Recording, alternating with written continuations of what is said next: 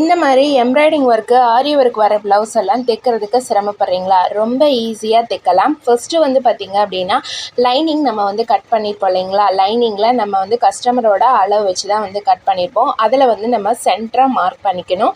அதில் நீங்கள் neck portion எதுவுமே வந்து கட் பண்ண வேணாம். நெக் அப்படியே விட்டுருங்க. அடுத்தது நமக்கு இந்த மாதிரி எம்ப்ராய்டிங் வர அந்த பீஸை வந்து அதோட சென்டர் வந்து பார்த்து கரெக்டாக நம்ம இந்த மாதிரி மார்க் பண்ணிக்கலாம். மார்க் பண்ணிவிட்டு இது வந்து நகராமல் இருக்கணும் அப்படிங்கிறதுக்காக நம்ம பின் போட்டு எடுத்துக்கலாம். அப்படி இல்லை அப்படின்னா நீங்கள் இப்படி சென்டரில் மார்க் பண்ணிவிட்டு சென்டராக ஒரு தையல் வந்து போட்டாருங்க.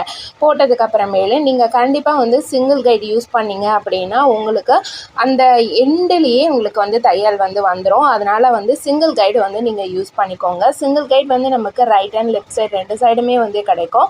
இப்போ நான் சென்டராக ஒரு தையல் வந்து போட்டுட்டேன். இப்போ நமக்கு வந்து பேக் சைடில் திருப்பிட்டு அந்த எம்ப்ராய்டிங் ஒர்க் வருது இல்லைங்களா, அது வந்து எந்த இடத்துல கரெக்டாக வருதோ அந்த இடத்துல கரெக்டாக இந்த மாதிரி நம்ம தையல் போட்டு ஆரம்பிச்சிடலாம்.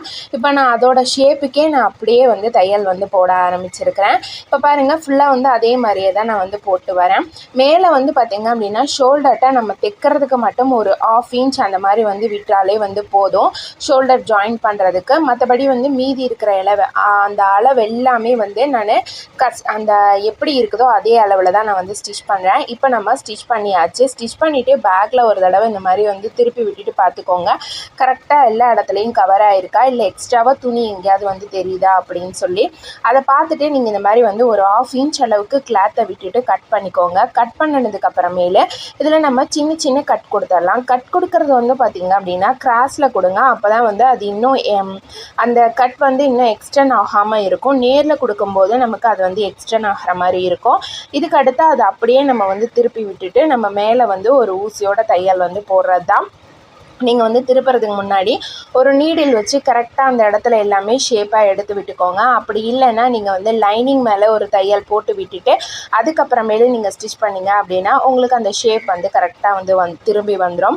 இந்த மாதிரி ஸ்டிச்சிங் சம்மந்தமாக நிறைய விஷயங்கள் தெரிஞ்சுக்கணும் அப்படின்னா மறக்காமல் நீங்கள் சேனலை ஃபஸ்ட் டைம் பார்க்குறீங்க அப்படின்னா சப்ஸ்கிரைப் பண்ணிக்கோங்க.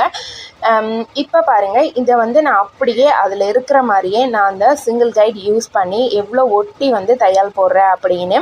இல்லை நம்ம மேலே வந்து அந்த படிமான தையல் மட்டும் லைனிங்கில் போட்டு விட்டுட்டு இதை அப்படியே டேர்ன் பண்ணிவிட்டு நம்ம இது மேலே தையல் போடாமலும் வந்து விட்டுறலாம். அந்த மாதிரியும் வந்து பண்ணலாம். நமக்கு எப்படி விருப்பமோ அது போல் வந்து ஸ்டிச் பண்ணிக்கலாம். வீடியோ பிடிச்சிருந்தது அப்படின்னா சப்ஸ்கிரைப் பண்ணி வச்சுக்கோங்க. ஃபைனலாக வந்து பார்த்திங்க அப்படின்னா இதோட அவுட்லுக்கு இப்படி தான் இருக்குது. இது ஃபுல்லாக வந்து ஸ்டிச் பண்ணி எடுத்தாச்சு. ரொம்ப ரொம்ப ஈஸியாக இந்த மாதிரி எம்ப்ராய்டிங் ப்ளவுஸஸ்